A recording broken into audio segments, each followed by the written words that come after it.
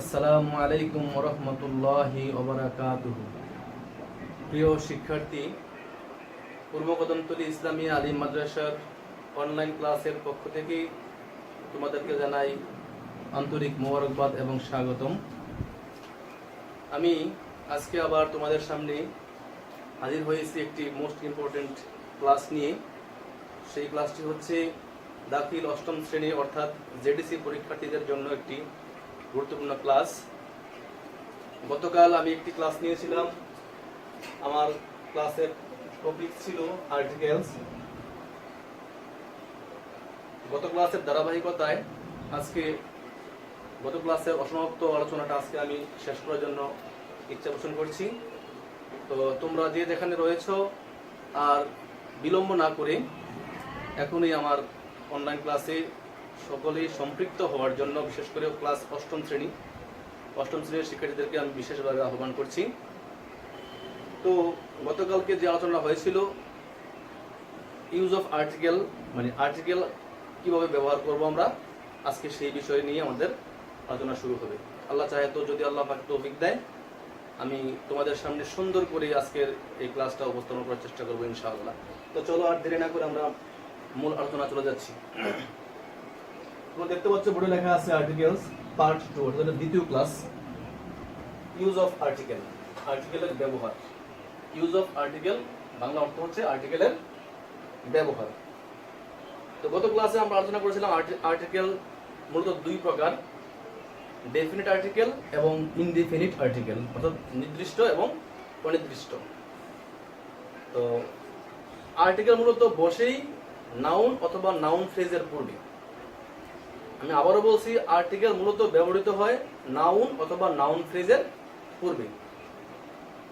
তো যদি নাউনটা নির্দিষ্ট হয়, যেই নাউনের পূর্বে আমরা আর্টিকেল বসাবো সেই নাউনটা যদি নির্দিষ্ট হয়, তাহলে নির্দিষ্ট নাউনের পূর্বে বসে আর্টিকেল হিসাবে দি, অর্থাৎ এটা হচ্ছে নির্দিষ্ট আর্টিকেল, ডেফিনিট আর্টিকেল।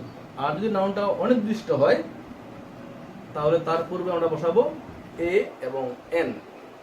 এ এবং এন এর ব্যবহারের মধ্যে তফাৎ রয়েছে, তারতম্য আছে, সেটা আমরা অবশ্যই সামনে আলোচনায় আসবো ইনশাআল্লাহ। তাহলে আমরা তো দেখলাম যে নাউনটা যদি নির্দিষ্ট হয় তাহলে আমরা ব্যবহার করব দি। যেমন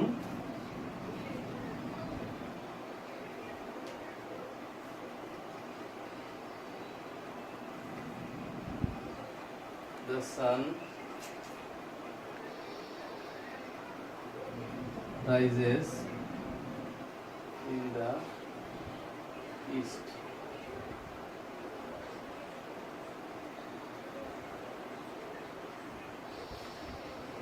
The sun rises in the east. এখানে এই সান নির্দিষ্ট, এই সান শব্দটা একটা নাউন, তার নির্দিষ্ট আর্টিকেল, তার পূর্বে আর্টিকেল হিসেবে বসে এখানে দা। যেমন অনুরূপভাবে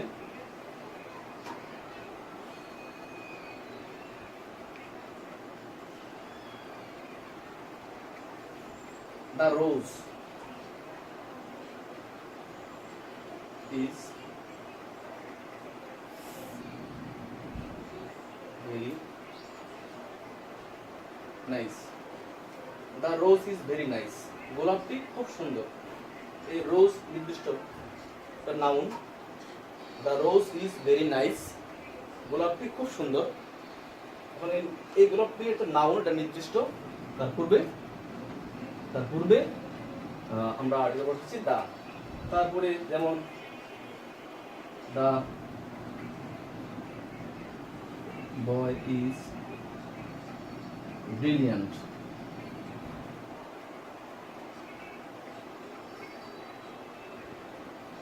the boy is brilliant, বালকটি মেধাবী, নির্দিষ্ট, বালকটি নির্দিষ্ট noun, the boy is brilliant। এভাবে যদি নাউনটা নির্দিষ্ট হয় তাহলে তার পূর্বে আমরা বসাবো আর্টিকেল হিসাবে দি। আর যদি নাউনটা অনির্দিষ্ট হয় তাহলে আমরা সেখানে এ অথবা এন বসাবো। তারপরে যেমন the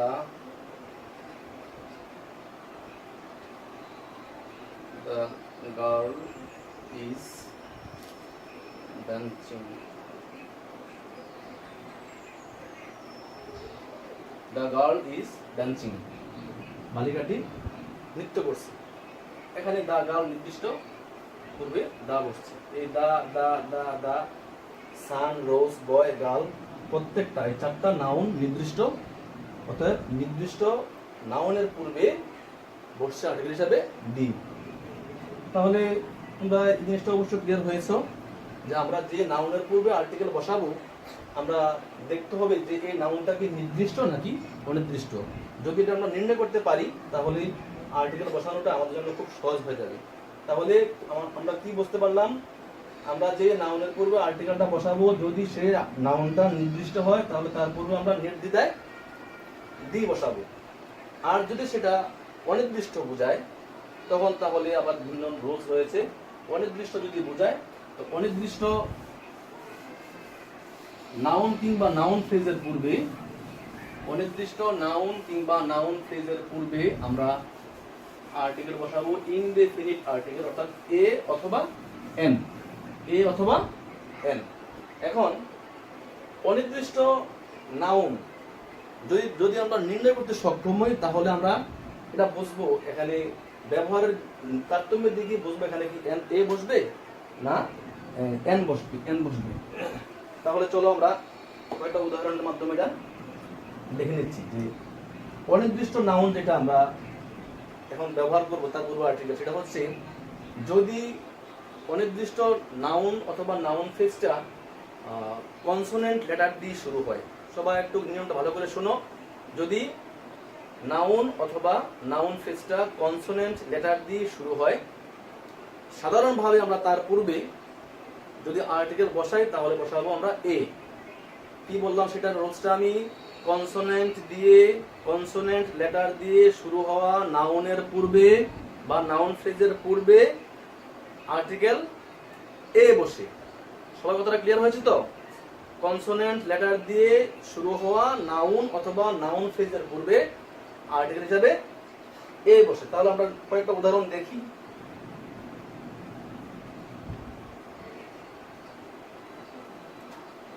This is dash pen. তারপরে I have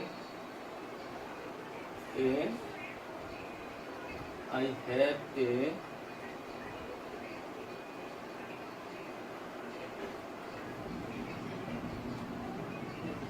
dog.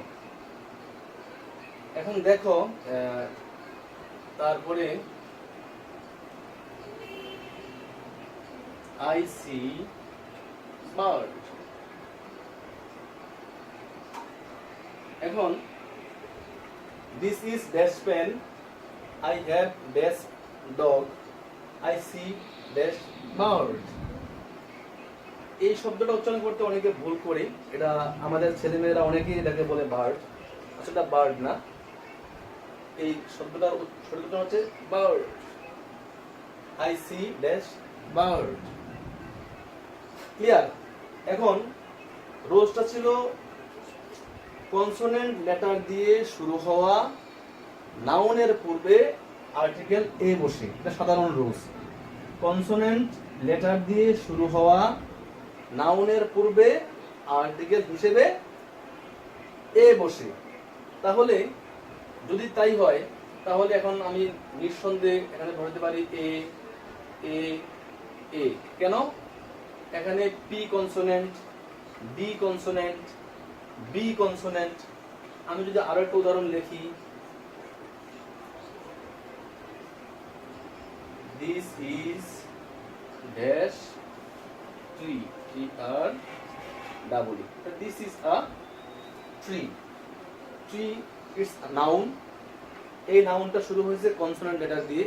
তাহলে পেনের পি, ডগের ডি, বার্ডের বি, ট্রি এর টি। চারটা নাউনের ফার্স্ট লেটার কনসোনেন্ট। সেই নিয়ম অনুযায়ী কনসোনেন্ট লেটার দিয়ে শুরু হওয়া নাউনের পূর্বে আর্টিকেল হিসেবে এ বসে, সেই রুলস অনুযায়ী আমরা এখানে আর্টিকেল এ বসালাম। সবাই কি এই রুলসটা সবাই ক্লিয়ার বুঝতে পারছো? আমি আবারও বলছি, কনসোনেন্ট লেটার দিয়ে শুরু হওয়া নাউনের পূর্বে, স্বাভাবিক অর্থে সাধারণ অর্থে কনসোনেন্ট লেটার দিয়ে শুরু হওয়া নাউনের পূর্বে আর্টিকেল হিসেবে এ ব্যবহৃত হয়। তাহলে পেন, এটা কনসোনেন্ট দিয়ে শুরু হয়েছে নাউনটা। ডগ ঠিক তাই, শুরু হয়েছে কনসোনেন্ট দিয়ে। বার্ড শুরু হয়েছে বি দিয়ে। ট্রি শুরু হয়েছে টি দিয়ে। তাইলে পি বি বি টি চারটা নাউনের ফার্স্ট লেটার কনসোনেন্ট বিদায় তাদের পূর্বে এ বসেছে। তাহলে আমাদের এক নাম্বার রুলসটা সবাই বুঝতে পারছো? সবাই ক্লিয়ার হয়েছে? কনসোনেন্ট লেটার দিয়ে শুরু হওয়া নাউনের পূর্বে আর্টিকেল বসে এ। গুড। তাহলে এবার আসো আমরা কনসোনেন্ট লেটার এইচ, এই এইচ এর উচ্চারণ স্বাভাবিক অর্থে আমরা করে থাকি হ। বাংলা বর্ণে এইচ ইকুয়াল টু হয়ে থাকে হ। বাংলা বর্ণে এইচ সমান সমান আমরা লিখে থাকি হ।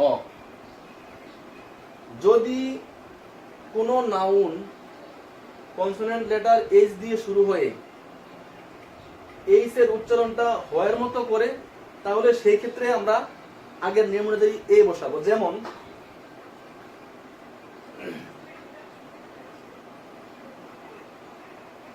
দিস ইজ ড্যাশ হ্যান, দিস ইজ ড্যাশ হ্যান। তো এখানে হ্যান শব্দটা একটা নাউন। এই নাউনের প্রথম যে লেটারটা সেটা হলো এইচ কনসোনেন্ট।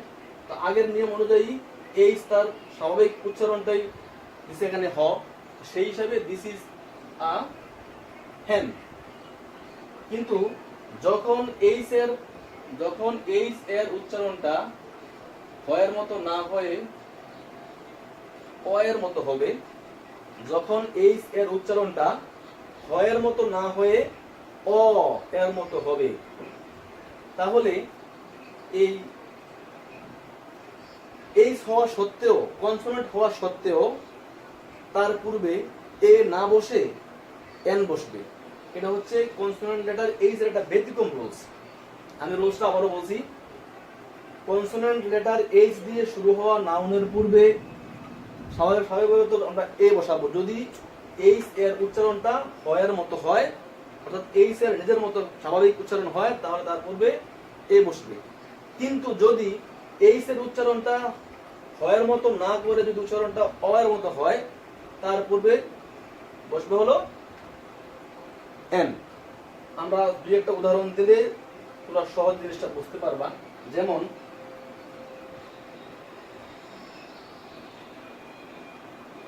he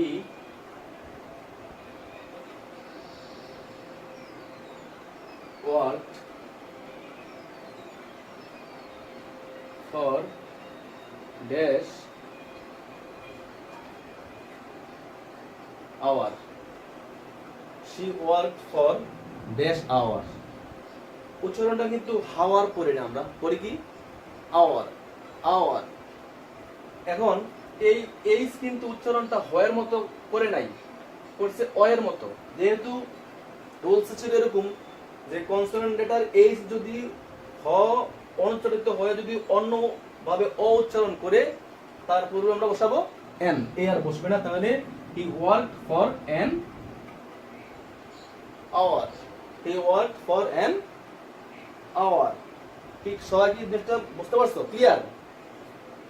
কি পার্থক্যটা হলো, এই হ্যান দিছে হলো উচ্চারণটা হ, আর এই এইচ দিছে হলো উচ্চারণটা অ। হ হওয়ার কারণে এ বসছে আর্টিকেল, আর অ হওয়ার কারণে এন বসছে article.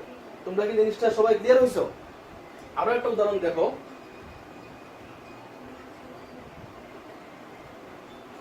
Hour principal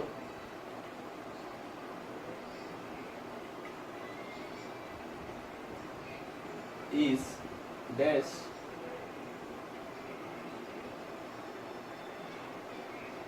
honest man। Hour principal is best honest man. এই এইস এটা যদি উচ্চারণ দিতে হলো কিসের মতো? অয়ের মতো। উচ্চারণটা অয়ের মতো হওয়ার কারণে, অয়ের মতো উচ্চারণ হওয়ার কারণে অনেস্ট, নট হনেস্ট, উচ্চারণটা honest. Hour principal is dash honest man. এটা তোমরা সহজে বুঝতে পারতেছো যে উচ্চারণটা হ না হয়ে অ হয়েছে, বিদায় তার পূর্বে এন বসে। তোমরা কি উদাহরণটা সবাই ক্লিয়ার হয়েছো? তাহলে এইস এর উচ্চারণটা যদি হয়ের মতো হয় তাহলে স্বাভাবিকভাবেই সেই নাউনের পূর্বে এ বসবে। আর যদি হয়ের মতো না হয়ে যদি অয়ের মতো হয় উচ্চারণটা, তাহলে কিন্তু তার পূর্বে কি বসবে? এন। ঠিক আছে? তাহলে উদাহরণ দেখাই দিলাম আমি। He work for an hour, our principal is an honest man. কি সবাই কি উচ্চারণটা বুঝতে পারছো? তাহলে আরো এরকম উদাহরণ রয়েছে, যেমন এ ইয়ার, এস ই আই আর।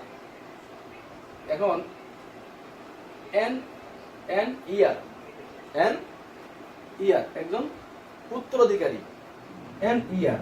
এই এইস কিন্তু উচ্চারণটা হওয়া দেয় না, উচ্চারণ দিছে হলো ও, এন ইয়ার একজন উত্তরাধিকারী। তাহলে যেখানে এইস এর উচ্চারণটা হয়ের মতো না হয়ে অয়ের মতো হবে, সেখানেই এর পরিবর্তে এন বসবে। আশা করি তোমরা সকলে এইস এর ব্যতিক্রম নিয়মটা বুঝতে সক্ষম হয়েছে। চলো এবার আমরা ভাওয়েল দিয়ে শুরু হওয়া, ভাওয়েল দিয়ে শুরু হওয়া নাউনের পূর্বে সাধারণ অর্থে এন ব্যবহার হয়, সাধারণ অর্থে এন ব্যবহার হয়। আবারও বলি আমি, ভাওয়েল দিয়ে শুরু হওয়া নাউনের পূর্বে আর্টিকেল হিসাবে সাধারণ অর্থে এন ব্যবহার হয়। ভাওয়েল দিয়ে শুরু হওয়া নাউনের পূর্বে সাধারণ অর্থে আর্টিকেল হিসাবে এন ব্যবহার হয়। যেমন যেমন I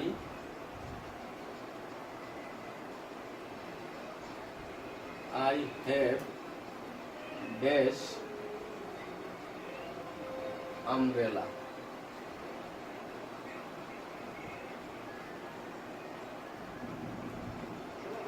I have dash umbrella.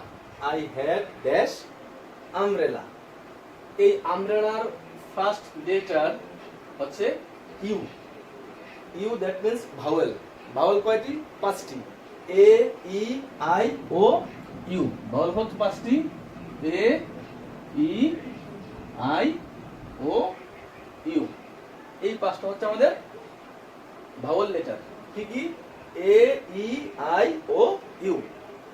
এখন দেখো তোমরা ব্ল্যাকবোর্ডে I have dash umbrella.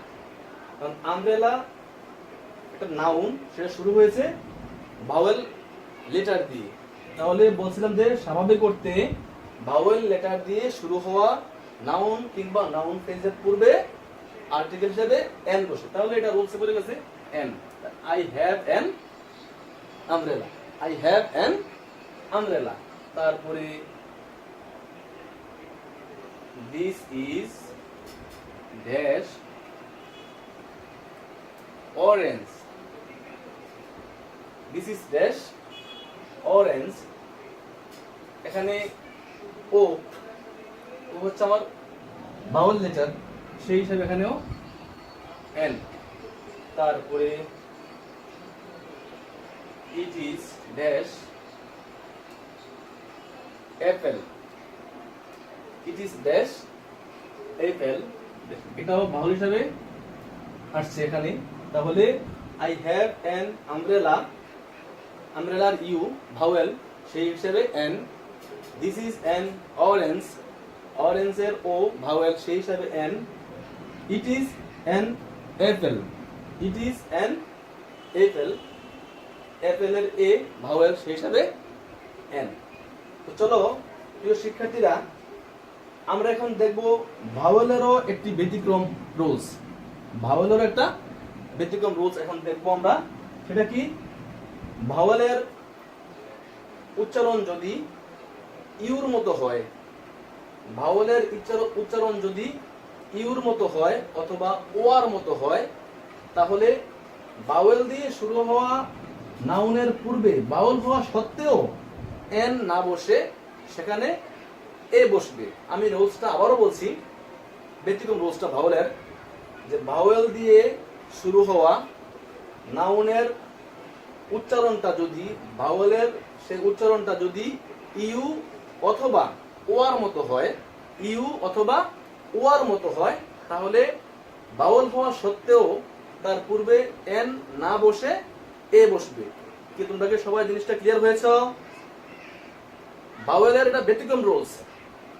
উচ্চারণ, ভাওয়েলের উচ্চারণ যদি ইউ অথবা ওয়ার মতো হয়, ইউ অথবা ওয়ার মতো হয়, তাহলে ভাওয়েল হওয়া সত্ত্বেও তার পূর্বে এন বসবে না, বসবে এ। চলো আমরা দুই একটা উদাহরণ দেখি, এক্সাম্পল দেখি, তাহলে আমাদের জিনিসটা ক্লিয়ার হবে আরো।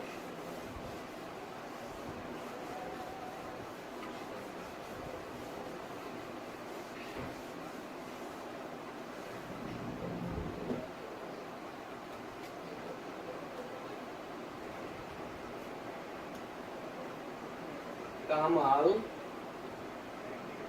is dash university student.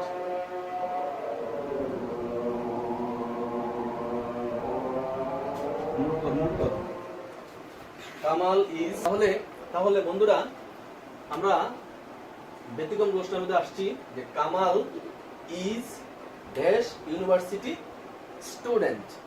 Kamal is dash university student. এখন এই যে ইউনিভার্সিটি, এই শব্দটা শুরু হয়েছে কিন্তু ভাওয়েল লেটার দিয়ে, ভাওয়েল দিয়ে ইউ।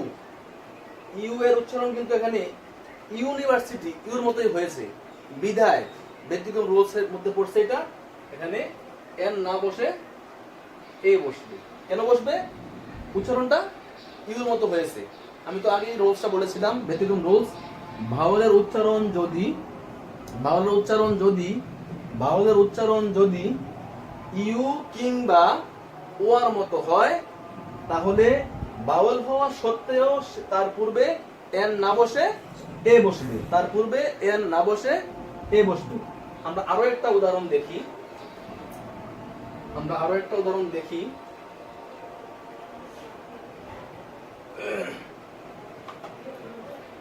আচ্ছা, এখন দেখো এই ইউনিভার্সিটির ইউ ভাওয়েল হয়েছে। আমরা আরেকটা উদাহরণ যদি দেখি, দেখবা প্লিজ গিভ মি ড্যাশ 1 টাকা। প্লিজ গিভ মি ড্যাশ 1 টাকা। অনুগ্রহ করে আমাকে একটা টাকা দিন। ও ভাওয়েল, এখানে কিন্তু ইউ ভাওয়েল ছিল, ইউ উচ্চারণটা হয়েছে কিন্তু ইউর মতোই। আর এখানে ও উচ্চারণটা হয়েছে ও, কিন্তু উচ্চারণ আমরা করতেছি ওয়ান ও। এটা কিন্তু ওন করি না, আমরা পরে কিন্তু ওয়ান। তাহলে ব্যতিক্রম রুলস করছিলাম কি আমরা, যে ভাওয়েলের উচ্চারণ যদি ইউ কিংবা ওয়ার মতো হয়, ইউ কিংবা ওয়ার মতো হয়, তাহলে সেই ক্ষেত্রে ভাওয়েল হওয়া সত্ত্বেও এর না বসে, তাহলে এখানে নিঃসন্দেহে এখানে এই বসবে। ওয়ান দিয়ে শুরু হওয়া যত নাউন আছে, ওয়ান দিয়ে শুরু হওয়া সকল নাউনের পূর্বে আর্টিকেল হিসাবে এই বসবে। আর উচ্চারণ যদি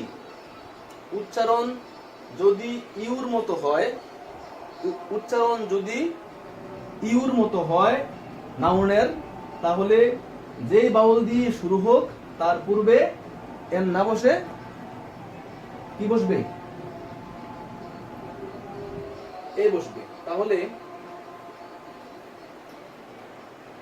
দিস ইজ ড্যাশ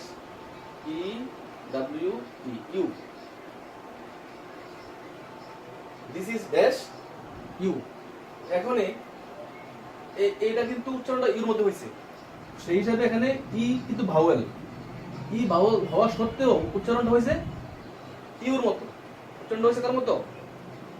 ইউর মতো, যেখানে এখানে এ বসছে। তাহলে ভাওয়েলের একটা ব্যতিক্রম রুলস রয়েছে।